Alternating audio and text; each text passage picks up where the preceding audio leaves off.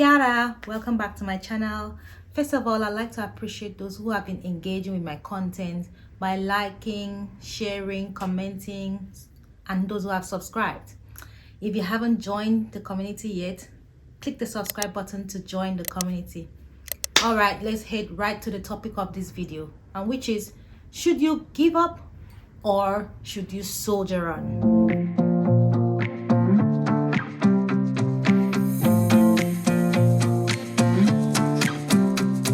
This question is important, especially in the fast-paced environment that we find ourselves in.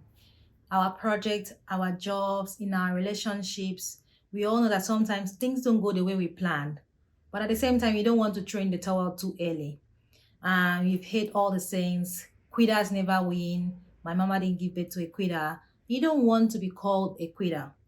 So knowing the difference between giving up too early and letting go of something that that is a lost cause is very important, and it's something that I'm going to be exploring in this video.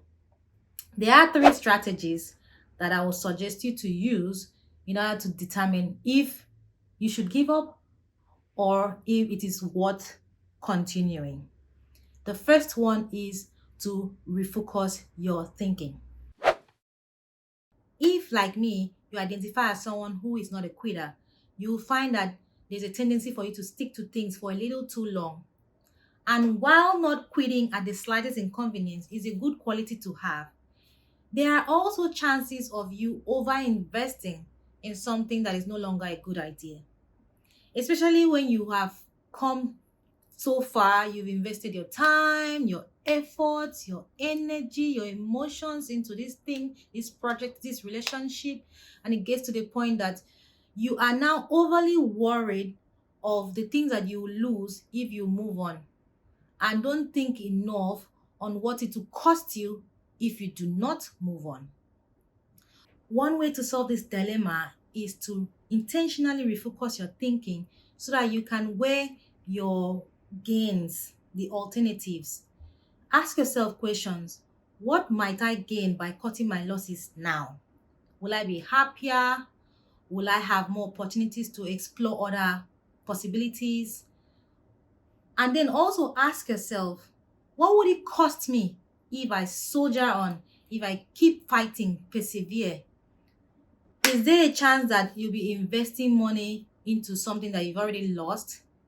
Or would you even have the energy and mental capacity to explore other possibilities that come up?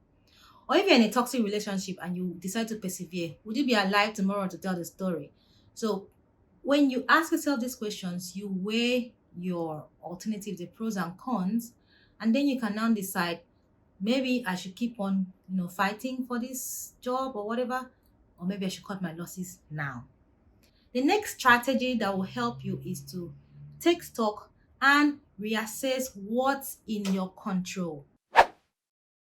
As humans, we like to be in control of the events around us, especially those that we are deeply involved in. Self-efficacy is good, but like every other thing in this world, too much of it will lead to you losing course of action, especially when you combine it with the mentality of I am not a quitter. So rather than you pulling out of that situation, you find yourself doubling down on it.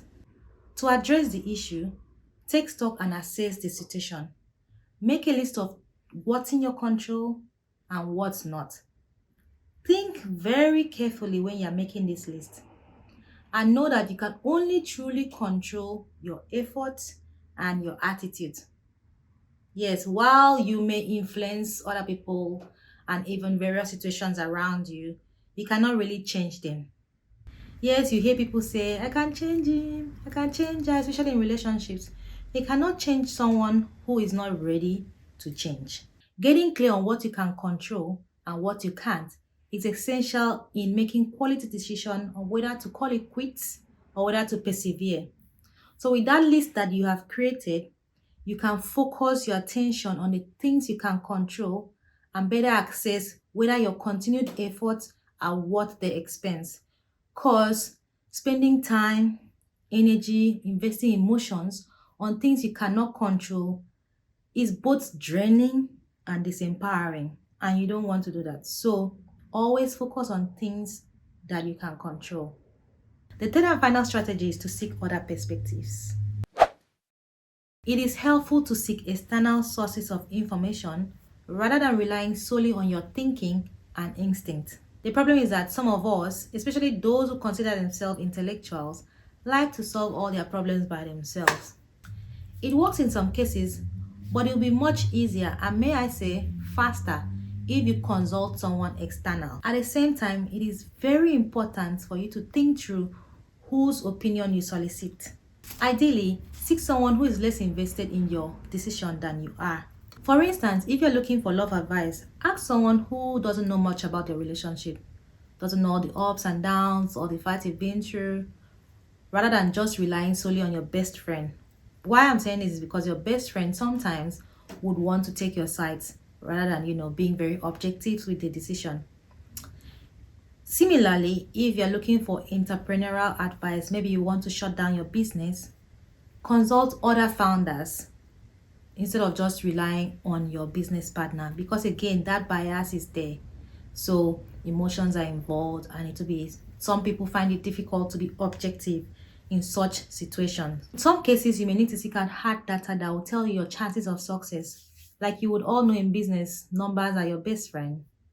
External sources can also be experts, like let's say therapists, you have consultants, you have researchers who have been in this business for long and have seen different situations and can give you better advice on if to continue or if to call it quits. Note that I'm not saying give out all the information that gives you the leverage.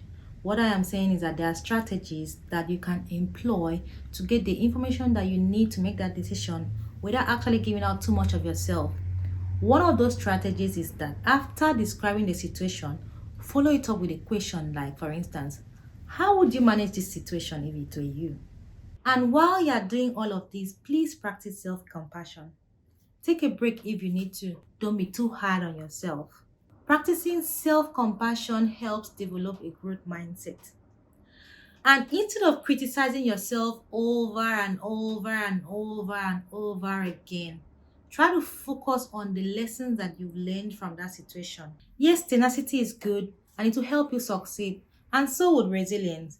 But it is very, very important to distinguish between quitting too soon and clinging on to something that is a lost cause.